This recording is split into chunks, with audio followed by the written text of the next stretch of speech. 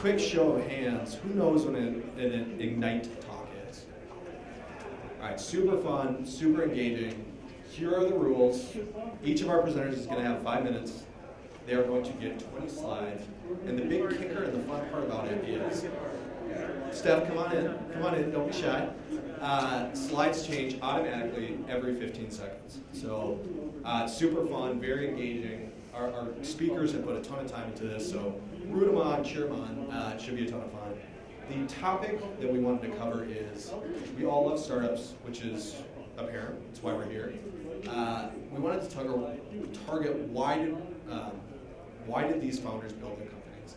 So they're going to dig into that. They're going to take their own interpretations, but it's really up to them to tell that story. So we're going to kick it off with Sean from Better You. So Sean, come on up. That's simple. Let's give him a hand. And Sean, and we have a little bit of time to work with, so we're going to ask Sean some questions after this. Oh no. Where that at? Think about what you want to ask.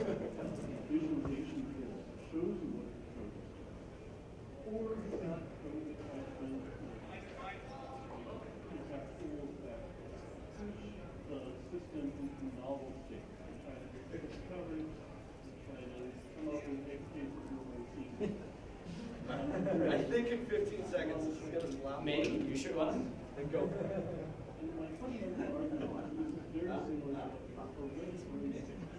I'm Sean, CEO of Better You. This business started when I realized that I had a problem that I carried with me every single day, a problem in my pocket. But it wasn't just my phone, rather it's how I used my time while I was on it. We all know we can waste time on Instagram or Twitter, but the app that I was struggling with was Gmail. I use Gmail for my personal email. I used it for work. I was on it a lot.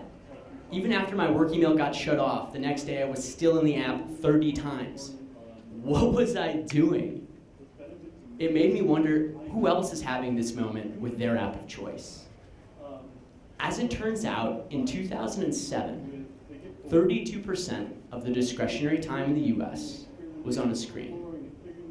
Think back for a moment. Where were you in 2007? What were you doing? What kind of phone did you have? Anybody remember? I'll give you a hint. It had physical buttons. Is it any wonder then why that number, the amount of time we spend on our devices, has gone up every single year since? Until today. That number is 90% of the discretionary free time in the US. What this means is if you're not working, if you're not asleep, 90% of the rest of your free time is on a screen. And how do we actually use that time? When I heard those metrics, I was completely floored, blown away by what that meant for us.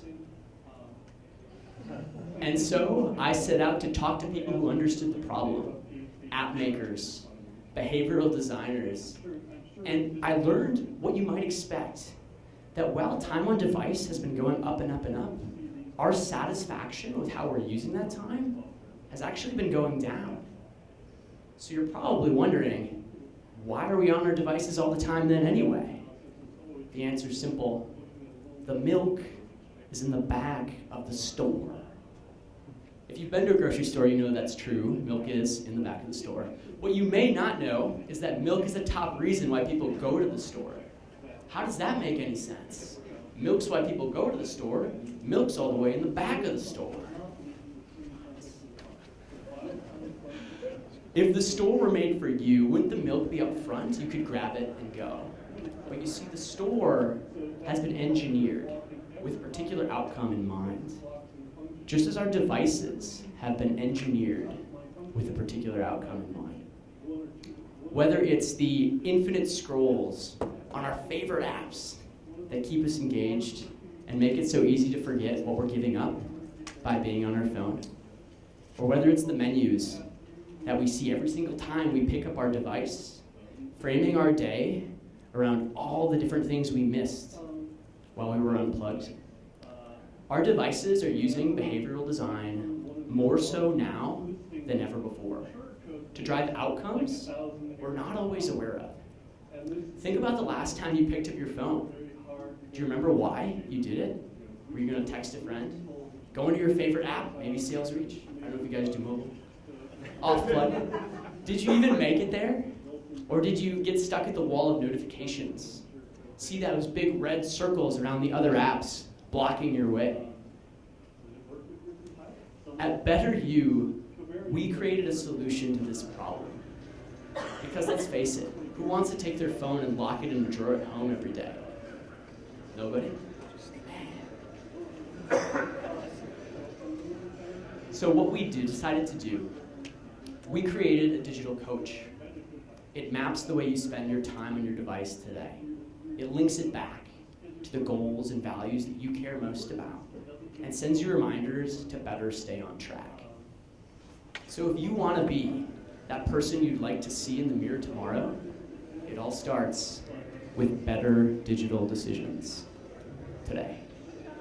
Thanks, gang.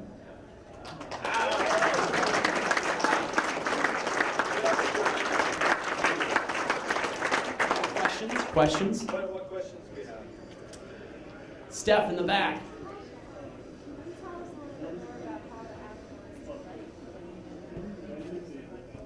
Yeah, totally. In terms of how the app itself actually works. Okay. How many of us have Android phones in the room?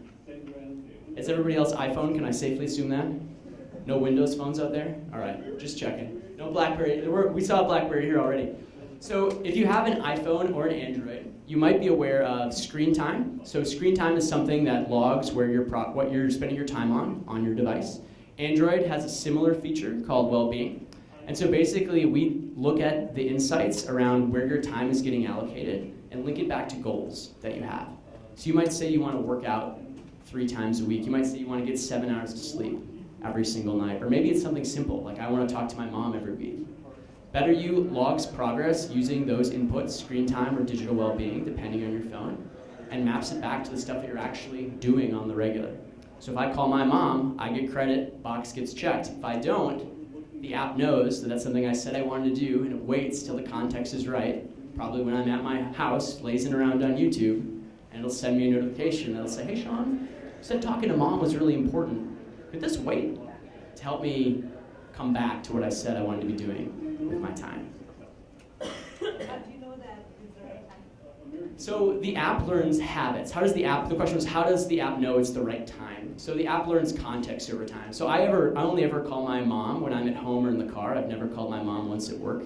Not in 12 years, no judgment, right? If she calls me, I'll pick up. That's different, all right? I saw some looks.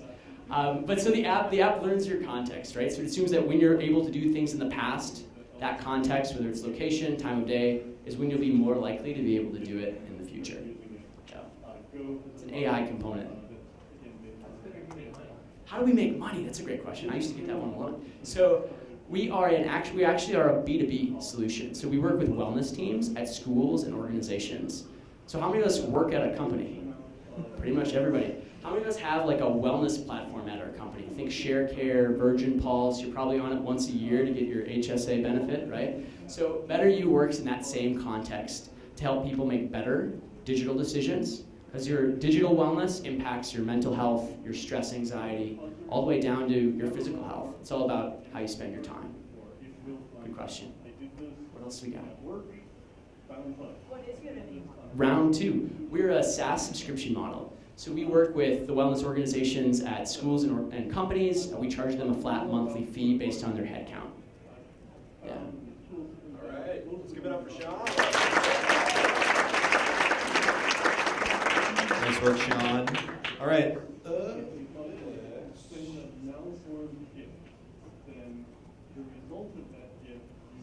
And moment now. All right, we're going to learn to not unplug the HDMI. There we go. Up next, we have Simon with Superbook. Simon?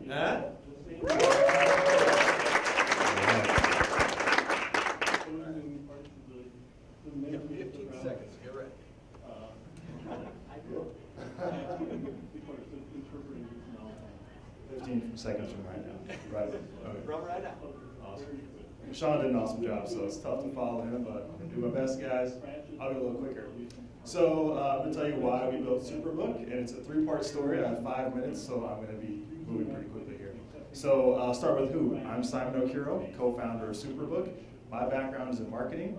My co-founder is Jesse Okiro, and if you're wondering, we're brothers. So we go way back. Jesse is, he lives in Dallas. He couldn't make it today, so I'll be covering, and I might call him Jesse. I might say my brother. I might say my co-founder. It's the same person. So his background is, he's a lawyer. You can tell by this super cheesy picture here. And specifically, he's a litigator, which means he sues companies and individuals and defends individuals and companies being sued. So one of his biggest problems in his practice is litigation binders. These are binders that lawyers take with them to trial, and they have the important documents and notes that they need to represent their clients in court. And they're printed and tabbed to meet the specific needs of that trial. But there's 3 big problems with these binders. One is that they take up to 5 hours to build. So this looks pretty dramatic, this stock image here. But this is a real thing. So I visited Jesse a couple years ago for Christmas. On the night of Christmas Eve, he was actually in the office building these binders. As a result, they're also very expensive. So one binder alone can cost up to $1,000, and a lot of cases have maybe 20 binders in them. Jesse spent $30,000 on one case just for binders. And the firm has to either pay for that or they'll charge it back to you, the client. So once the binder is actually built, it's still just not functional to use. You can imagine being in a trial and trying to find a specific document or note in this huge stack of papers, and it's practically impossible. So Superbook digitizes these binders. So litigators can build their binders in the app, they can review them, they can add their annotations and notes, they can do keyword search, and then they can share with their coworkers and build together, and they can access their binders anywhere, anytime. So by switching to these binders, lawyers are able to save 90 hours per year and about $20,000 per year. And so with those savings, they're able to spend more time preparing for trial and then actually performing better when they get to trial. So 1.0 of why we built this was to solve my brother's problem. And while we started digging into this, we realized there's this formula that really is common to all lawyers. And it's the time, money, performance, and how they kind of interact with each other. So we started thinking, bigger picture, if we can address this formula, what can we do? So for a lot of people have all the money there is to spend on lawyers, it's not a problem, but a lot of people don't, and they rely on public defenders. So in fact, 80% of people who are felony defendants rely on public defenders because they can't afford a lawyer. And what ends up happening is these lawyers are way overworked and they're underpaid. So Minnesota has one of the better public defender systems in the country, and Minnesota lawyers work more than 500 cases per year, which is just an absurd amount of cases. So they're getting 2 to 4 hours per case. As a result, there's a practice called meet 'em and plead 'em, where they'll meet their clients just before court, sometimes even inside the courtroom, and because they can't fight the case, they'll plead. And 95% of criminal cases end in a plea agreement. And this is for people who can actually make it to court. So a lot of people, because of backlogs, are just waiting to get to court. In fact, 60% of people in jail are just waiting for their chance to get to trial, which is about 500,000 people. It's depressing, right? Sorry, guys. So this is the last depressing stat. So if you switch it to the civil side, so this is like divorce court, family court, and like contract disputes, 75% of the times, one or both people do not have legal representation simply because of cost. So it's a lot of stats I threw at you. It's a big problem, seems insurmountable, but it really comes back to these 3 factors: time, money, and performance. So if we can address these, we can make a big improvement. So today, what we're doing is we're digitizing litigation binders, helping lawyers save time, money, and perform better. But the next step that we want to do, I want to tell you all about it. But we have a lawyer, and we had him review this presentation, and he said we can't talk about it just yet. So I know, like, if you're in a startup, you get this. So anyway, what we want to do is we want to really try to tackle this problem head on with our next phase of our product. So to come full circle to why we built Superbook. We built it, it was born out of a frustration with these binders. while building the solution, we realized we can help lawyers across the country save time, save money, perform better. And now our ultimate mission is to provide greater access to justice and fair outcomes for everyone.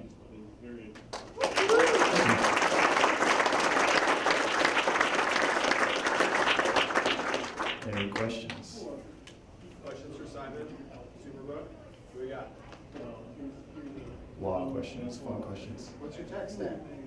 Oh, so our app is built in Cordova with Mean is the stack. So we built it in Cordova so that it's a web. I showed you mainly the tablet app, but it's also a web portal too. So we built it in Cordova so that you can just kind of design it once and then lawyers can use it on either platform and it looks exactly the same. I like to say we built it to be so simple that even a lawyer can use it. And I think it's funny, but my brother doesn't so much. But he's not here, so. Any other questions? Can you talk a little bit about the competitive landscape? It seems like a very niche product, which obviously has a huge need. But what are the other competitors? Yeah, so first of all, there's a lot of legal software out there. Like, it's a huge competitive market. But the main thing that legal software is trying to address is they're trying to do practice management and time tracking, because those are two really big things. So that they'll that's where you do your billing. You can store your documents in that software, but it's not built specifically for this one need. And we're not really competing with them. We're not trying to replace them. In fact, we're wanting to integrate with some of those. Probably the closer competitor is just document storage software like Dropbox Drive, which is great for storing documents, but you would never want to go to court and be digging through folders. So it's not designed specifically for what litigators need. Where would we get your security component to this software? I would think Google Drive secure, but it would be like, want to store a lot of secure information on there. Yeah. So the question is about security, which is like the first question that everyone has. So very good question. So so that we make sure we build that in there. So our documents are stored in AWS. So they have a lot of security built into that. But we're also making sure we get the certification. So if it's medical malpractice, you need to be HIPAA compliant. So there's kind of like a standard set of security regulations, and it's really not that complicated to solve. I will say, when it comes to lawyers that we're targeting, we're actually going more to like these small firms and solo firms. At least that's where we're getting the most traction. And a lot of those lawyers, there are 1 to 3 people in their office, and it's just them. They don't have a CTO or someone who's doing software. A lot of them, they don't even ask about it, which is surprising. But we make sure we have it in place. Simon, question for you. What's it like working with your brother? All Great. good vibes? Oh yeah, so it is. It's interesting working with my brother. So, and it's also interesting because we're not here together. He's in Dallas. I live in Minneapolis, and so we're on the phone constantly. We use Slack all the time. He comes here maybe like once a month or so. But it's good. It's funny because we don't really talk about our personal lives that much. We really just talk about work. We jump on calls, and it's just like working with someone else. Only I know him really well. All right, give it up for Simon.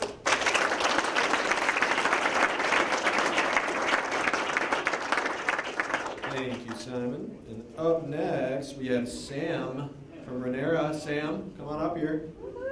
And can we give a shout out to Sam's parents that are in the back row? They're here to cheer him on.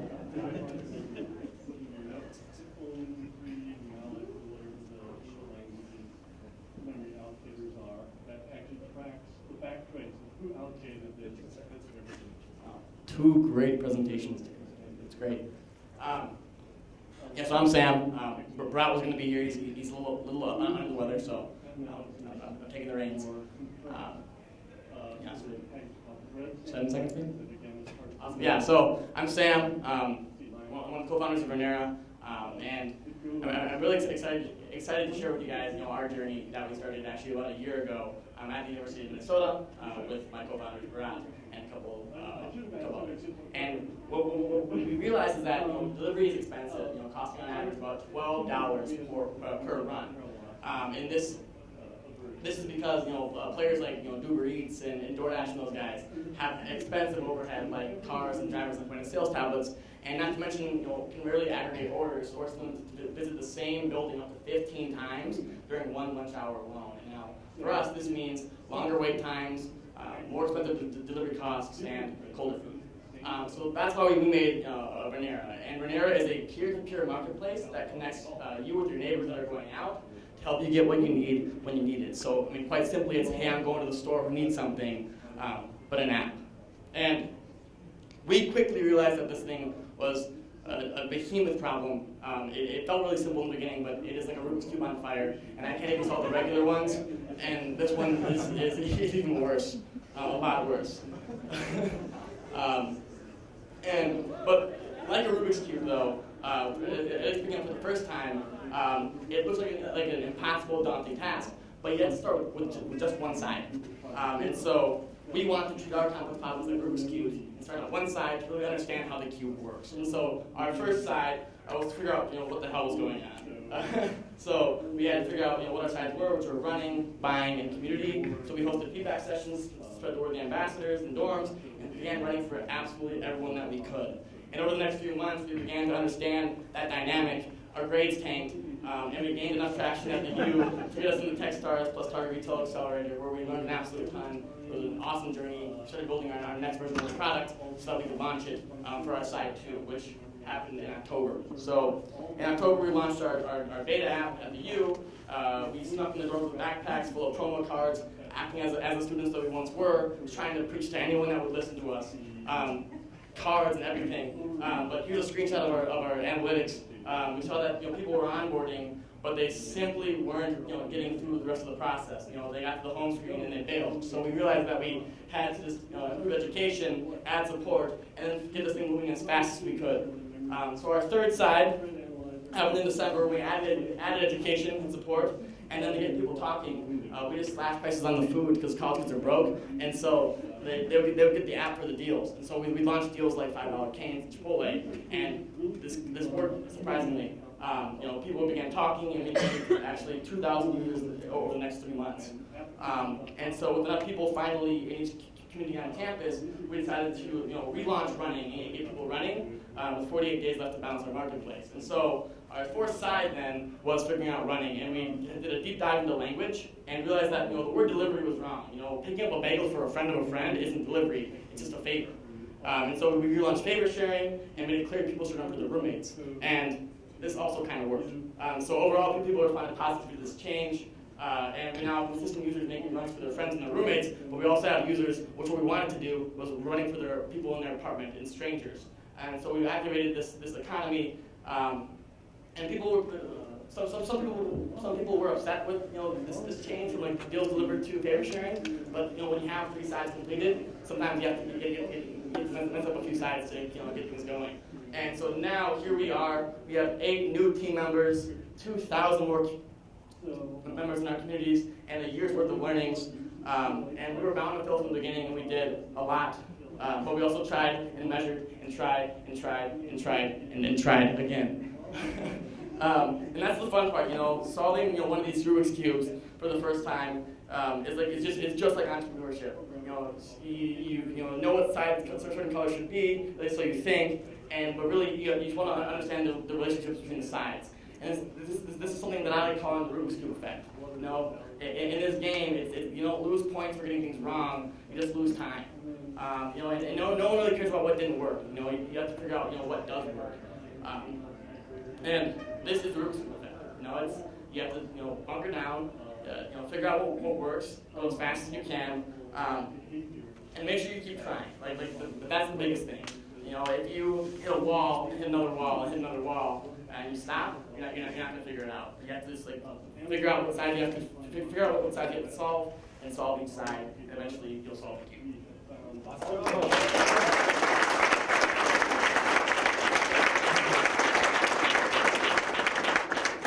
Questions for Sam and Renera? What we got? What do you think about food speed? Is that a competitor? I don't believe so. No. We're doing things different, and our models are different. Yeah. What are your current markets? So right now we started in colleges, being that this is the place where people like do use these applications, but also they have not everyone's income to spend. So it was interesting to see what that dynamic will look like there, and also there's this weird X factor of like we're all the same college, so there's there's a community factor that's there, as well as like that urban density that we need to have run the concept. Who's paying for it? Theory of computation knowledge. Are they all believed by paying the doctors? No, so that was free, and we make money through transactions, as well as our business partners for that app. Models that we use to satisfy those. Yeah. So if I were to go to Five Guys, right, throughout that night, and other people in the dorm would know, like I would go like 10 minutes, and they go, yeah, I want something.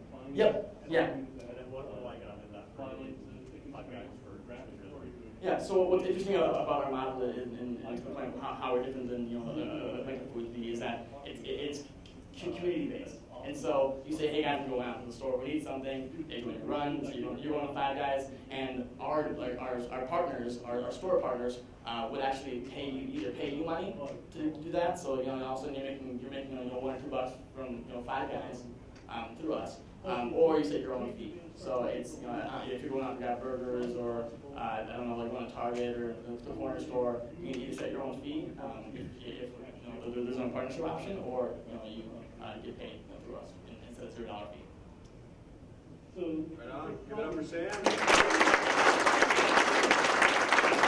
Thank you, Sam. Mom, Dad, you did a great job. What do we think of this format? Is this fun? Are we liking it? Engaging? All right. Up next, we have Phil from Homie. Oh yeah, we're gonna change it.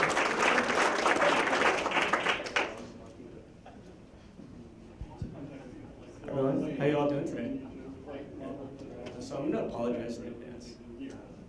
So I sent Nels my slides last week, and he wanted a rough draft, so I just slapped together some pictures and part of our pitch deck. And then I sent him new slides this morning, and Wi-Fi apparently hasn't cooperated. So this is not on Phil, this is on me. No, it's on. You know what, this is on Phil. It's very All right, 15 seconds, Phil. Let's give him a round of applause.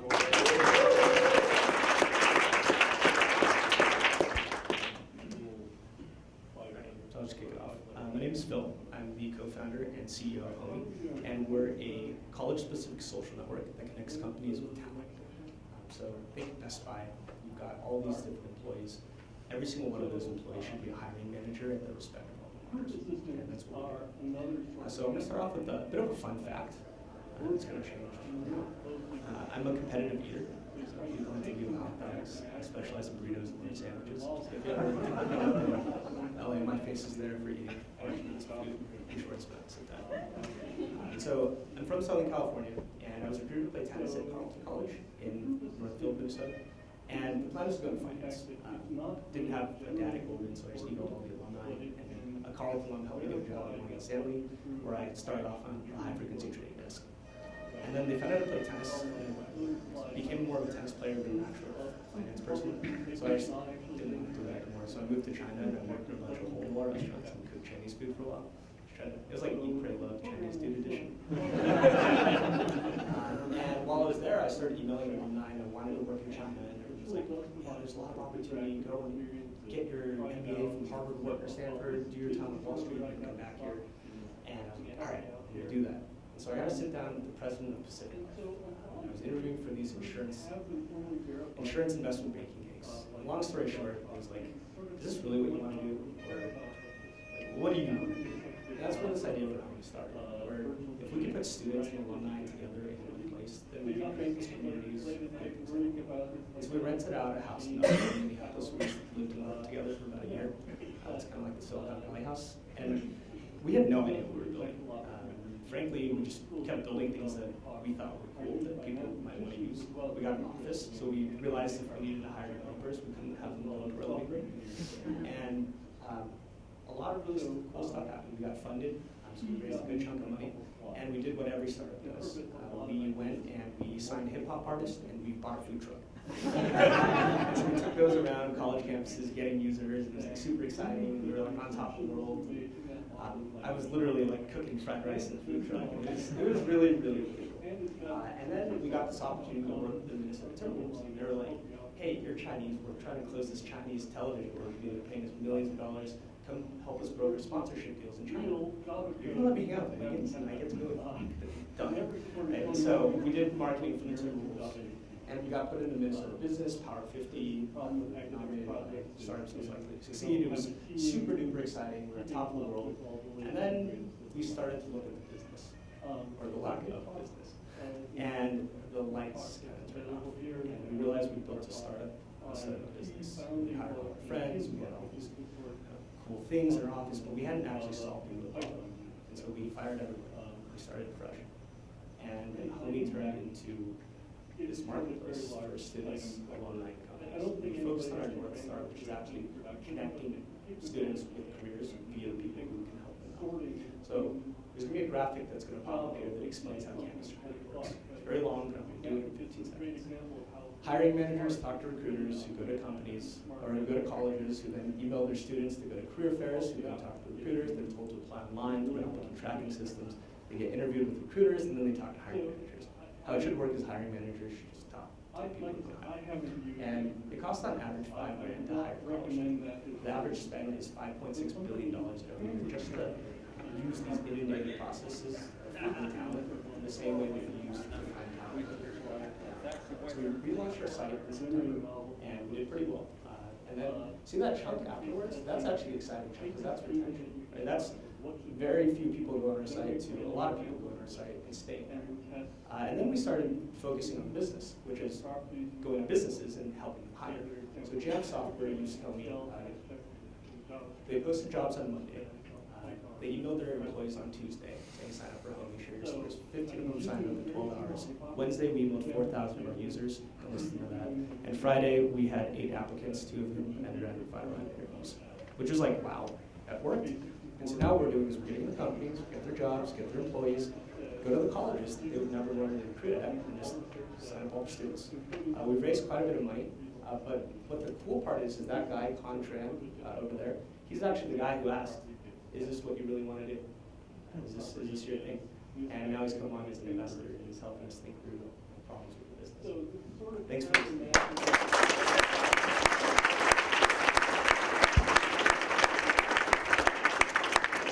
Not bad, right? Did Phil seem unprepared? Questions? Questions for Phil? Questions for Homie? Correct behavior. There are these subsets of what the correct behavior is. You're acquiring your friends and. So for example, if your operation It sucked. And we actually we did it very publicly too. It was, hey, we're building the coolest startup in town. Like, look at us. Look at our Instagram. Look at our LinkedIn. And then it was like, oh, what's Homie doing? And the thing about that is when you fire your friends, they don't become they're not your friends, right? Because you build this startup together. We're going to get rich, we're the future of recruiting, and blah. But the sad reality is that it's not that easy. And to be fair, the folks who were part of the company weren't the right people for the role. And so since we've scaled up again after that, surrounding yourself with the right people is so much more important. Yeah, that was really hard. So are you, what are you spending your time on? Is it more trying to get companies, trying to get students? Yeah, so that case study I threw out that happened last month, right? And it was like, wow, this works. And so we've been just going to all the companies, and we're like, hey, this works, sign up here. And so in March, we closed 2 more clients, and this month we closed 4 more clients. So it's like, we're growing. So we made some money, we're going to keep making money, and I think that's what businesses are supposed to do. Yes. Did the investment dollars hit before or after? So all the investment came in like 10, 15K, 20K checks. So we were literally like, oh, it's that time of the month again. Let's go call our angel investors and beg them for money. And it was the sad part was actually like, that blank slide. That was the realization that you just blew $500,000 and had nothing to show for it. which is a really, really uncomfortable conversation to go to investors with. And we were very lucky to have people who, I mean, they believed in us, right? There was no product or business model to invest in. And so now the conversations around, hey, we're growing too fast, we need to scale up, it's a lot easier conversation now. Awesome. Give it up for Phil.